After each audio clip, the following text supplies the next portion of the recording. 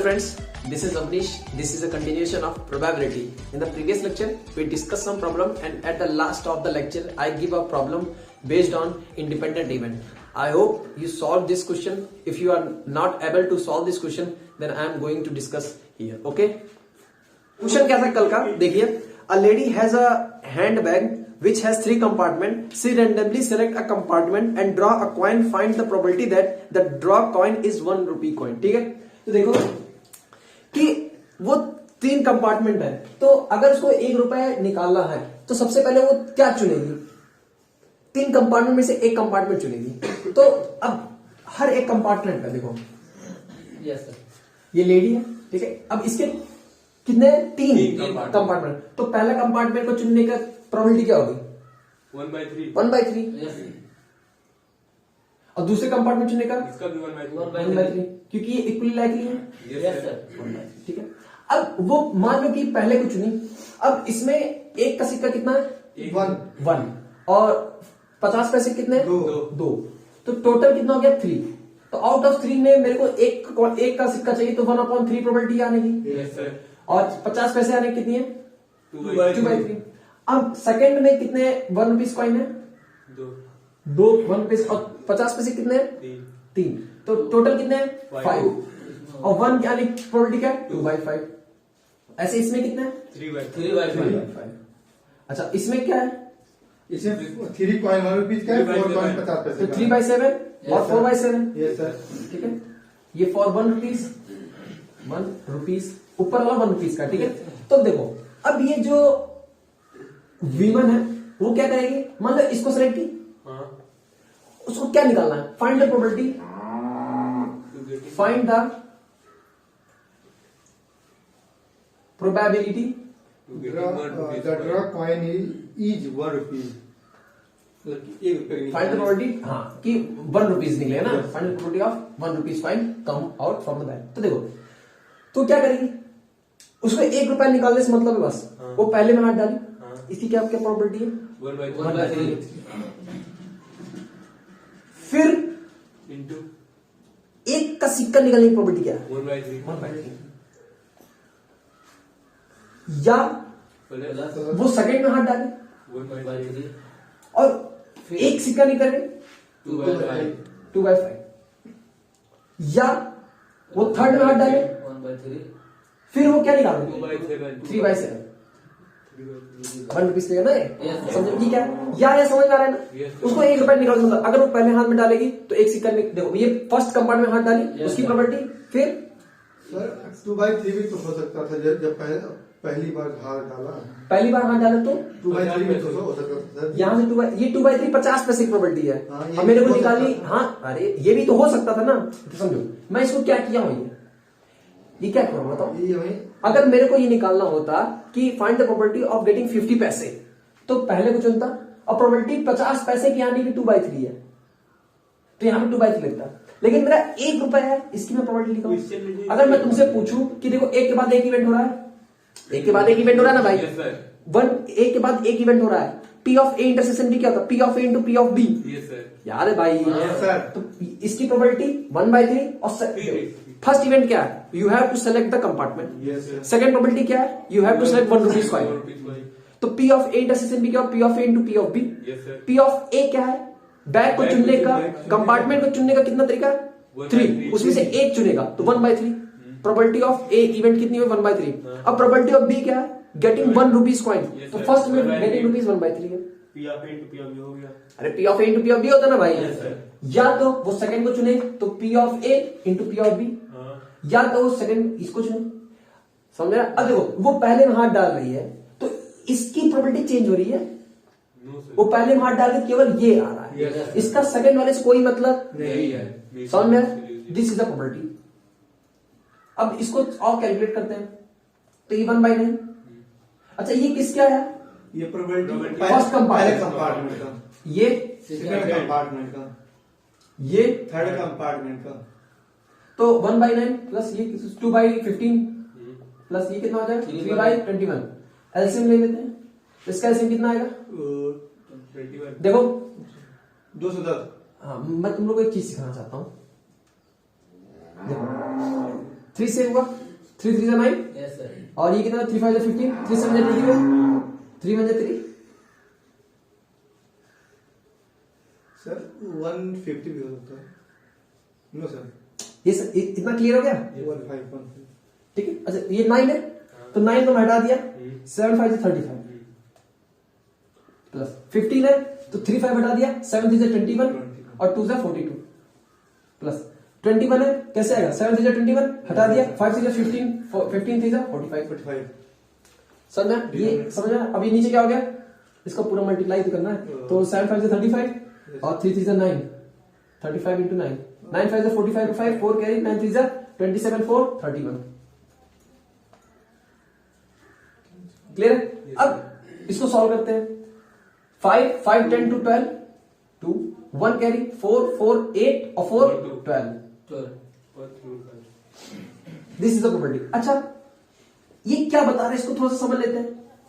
ये क्या बता रहा है, अगर वो लेडी अपने पर्स में 315 बार हाथ डालेगी तो उसको 1 रुपए मिले, इसकी प्रॉपर्टी 122 है। मतलब 122 बार कॉइन मिलेगा अगर 315 बार हाथ डालेगी। समझ में आया? अब ध्यान समझो, ये क्या कर रहा है कि वो 315 बार हाथ डाले बैग में, तो उसमें 1 रुपए का कॉइन निकले, उसकी प्रॉपर्टी 122 है। अब कह रहा हूं मैं कि 1 रुपए आ गया, अब वो 1 रुपए आ गया, तो मेरे को ये बताओ कि वो जो 1 रुपए आया है ना, वो फर्स्ट कंपार्टमेंट से आया, इसकी प्रॉपर्टी बताओ। समझो बात को पहले कि 122 315 बार हाथ डालेगी तो 122 बार उसको 1 रुपए आने की संभावना है, तो इस 122 आने वाली संभावना में वो पहले बैग से आए, इसकी क्या प्रोबेबिलिटी है? So 35 by 350 35 by 122। 120। यस। क्यों? क्योंकि जो 1 रुपए आ चुका है, 1 रुपए आ चुका है, एक पहले दो 1 रुपए आ चुका है, वो किस बैग से हो? पहले कंपार्टमेंट पहले कंपार्टमेंट। तो देखो 1 रुपए आ चुका है, 1 रुपए आने की प्रोबेबिलिटी क्या है? 122। ये देखो मैं कह रहा हूं कि 315 से मेरे को मतलब 122 प्रोबेबिलिटी है 1 आए, तो अब वो टोटल सैंपल स्पेस का काम करेगा। Yes sir. अब वो पहले कंपार्टमेंट से आया तो वो 35 35 बाई 122। समझ में? इसको मैं एक तरीके से और समझाता हूं, आप लोग को नहीं समझ में आया तो देखिए, मैं थोड़ा सा ये चलिए ठीक है, मैं अगला क्वेश्चन लूंगा तो उसमें दिखा दूंगा, क्योंकि एक क्वेश्चन को 1 2 तरीके से कराऊंगा तो उतना क्वेश्चन मेरे से हो नहीं पाएगा। ये समझ में आया? जैसे मैं एक बार और पूछता हूं, इसका मतलब क्या है? इसका मतलब 30 बार 1 आने प्रॉपर्टी।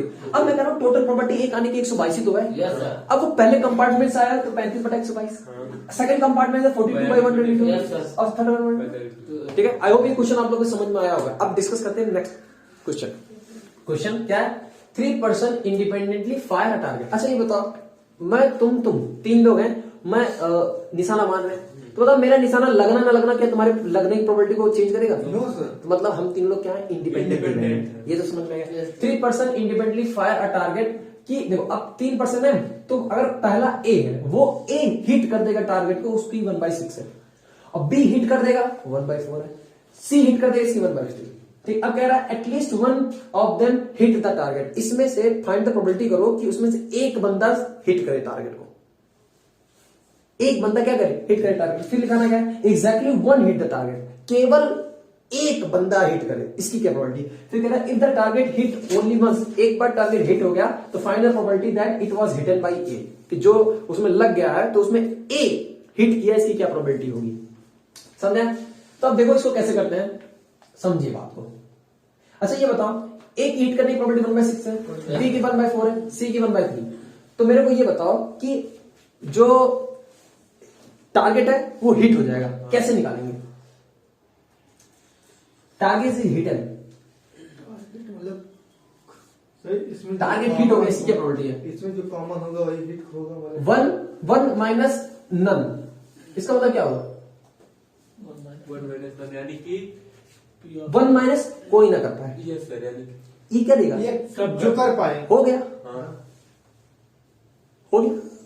पी नन मैं बराबर देखो 1 माइनस पी ऑफ, अब देखो ए ना कर पाए, इसकी क्या प्रोबेबिलिटी है? ए न कर पाए 5/6 1 5/6 5/6 Yes, yes, 5/6. 5/6। अच्छा, अब ध्यान सुनना, क्या ये दोनों इंडिपेंडेंट इवेंट है? Yes, sir. एक के बाद एक हो रहे हैं, Yes, तो एक के बाद उनको मल्टीप्लाई करें, P of A intersection equal P of A into P of B.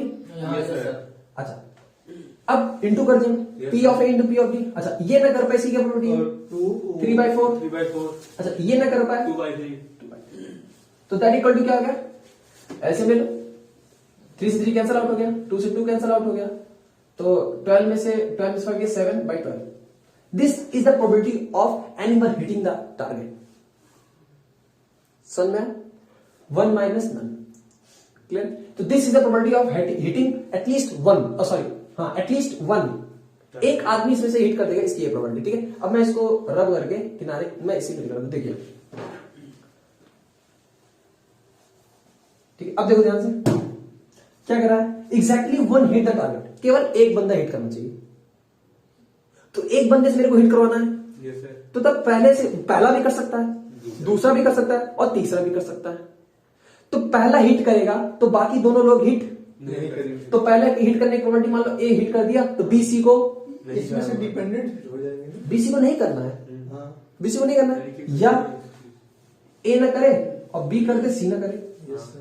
या तो ए न करे, ए ना करे, बी ना करे, सी कर दे। तो बताओ, तीनों इवेंट में केवल एक ही बंदा सेट किया है। Yes, sir. अगर मैं इसको कहूं कि ये एक बार ऐसे साइकिल चलाना भाई, तो इसको या तो ए करेगा, या तो बी करेगा, या तो सी करेगा। एक ना एक बंदे को हिट करवाना है मेरे को। चलो, ए हिट करे, सी क्या प्रोबेबिलिटी है? ये हिट करे इसकी क्या? 1/6। 1/6. हाँ. बी हिट ना करे, इसकी क्या प्रोबेबिलिटी? 3/4, 3/4. सी हिट ना करे, 2/3. या अब ये हिट ए किया है, या बी भी तो कर सकता है, तो बी क्या बोलो? ए हिट ना करे, 5/6. बी हिट करे, 1/4. सी हिट ना करे, 2/3, 2/3. बस ए हिट ना करे, 5/6. बी हिट ना करे, 3/4. सी हिट कर दे। 1/3. This is a probability. अब इसको सॉल्व करो, ये कितना हो जाएगा? तो काट दें. 3 से 3 कैंसिल हो गया, 2 से 2 कैंसिल आउट हो गया, तो कितना हो गया? 1/12. 1/12 प्लस इसको ही काट दीजिए। 2 जा जैसे हाँ हो गया. 5/36 5/36. sir. प्लस, काट दीजिए। हाँ बोलो, 5/24। 5/24। अब इसको ऐड कर लेते हैं। अच्छा, अब देखो ध्यान समझना, ये क्या है? सर इसमें ए हिट एक हिट करे, ए हिट किया, ए हिट ए किया. हिट किया, जैसे उसमें था वो फर्स्ट कंपार्टमेंट से सिक्का निकाली थी। ये क्या है? ये बी हिट किया। सेकंड ये क्या है? सी हिट किया. सी हिट किया। अब देखो इसको सॉल्व करते हैं, इसका एलसीएम क्या आएगा? इसका है एलसीएम 72। 72. Yes, sir. अब ये 12 6 जा 72. 6 प्लस 32. 10 5 15 देख लो, यस सर. तो आंसर कितना है? एक 31/72। ये क्या है? ये 72 72 बार फायरिंग करेंगे, जिसमें से 31 बार फायरिंग हिट करेगा. हिट करेगा। करेगा ना। अब ये कोई, हाँ मतलब ये क्या है टोटल? अरे समझे ना भाई, ये क्या है? किसी एक, यस सर। किसी एक हिट करना। अब ये देखो, ये क्या है? 72 बार हिट किए, तो कोई एक बंदा हिट करेगा, इसकी प्रोबेबिलिटी क्या है? 31। अब वो बंदा ए होगा, इसकी क्या प्रोबेबिलिटी है? वो बंदा 1/6 6/31। 6/31. 6/31, क्योंकि 31 तो एक बंदा कोई ना कोई हिट करेगा। अब वो ए ही हो तो 1/36। समझ में? अब इसको देखो, इसमें मैं बता देता हूं दूसरा तरीका, ध्यान समझिए। देखो, अच्छा ये मैं बता, हाँ ये तो और एग्जैक्टली ये भी हो गया, एग्जैक्टली वन हिटिंग भी हो गया, हाँ ये हो ही गया, ये क्वेश्चन हो चुका है। अब मैं इसको देखो दूसरे तरीके, इसको मैं लिखता हूं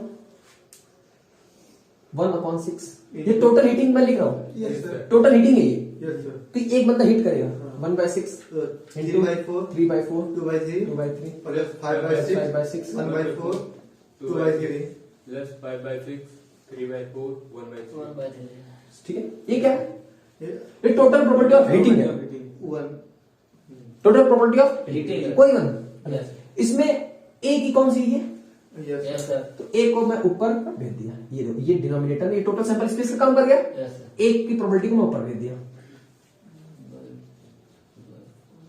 दिस हो गया ये प्रोबेबिलिटी। एक हाँ, ये ए हिट करेगा इसकी प्रोबेबिलिटी। अगर मतलब बी होता तो मैं बी को ऊपर भेजता और सी होता तो मैं सी को ऊपर भेजता। क्लियर समझ में आया? ये क्वेश्चन आप लोग बता दीजिए। देखिए नेक्स्ट क्वेश्चन क्या है, ये आप लोग को करना है, बहुत ही इजी क्वेश्चन है। देखिए क्या है कि box B1 contain 1 white 3 red 2 black and box B2 contain 2 white 3 red 4 black and box 3 contain 3 white 4 red 5 black। ठीक है, तो कह रहा है if one ball is drawn from each of boxes, सभी में से एक एक बॉल उठाया गया, B1 B2 B3, इसमें से B1 में से एक बॉल उठाया गया, B2 में से एक बॉल उठाया गया, B3 में से एक बॉल उठाया गया, the probability that all 3 drawn ball are in same in colour. इतना आसान क्वेश्चन है कि आप लोग तो इसको देख के आंसर बता देंगे कितने लोग। आई होप ये लेक्चर आप लोग को समझ में आया होगा। Thanks for watching this.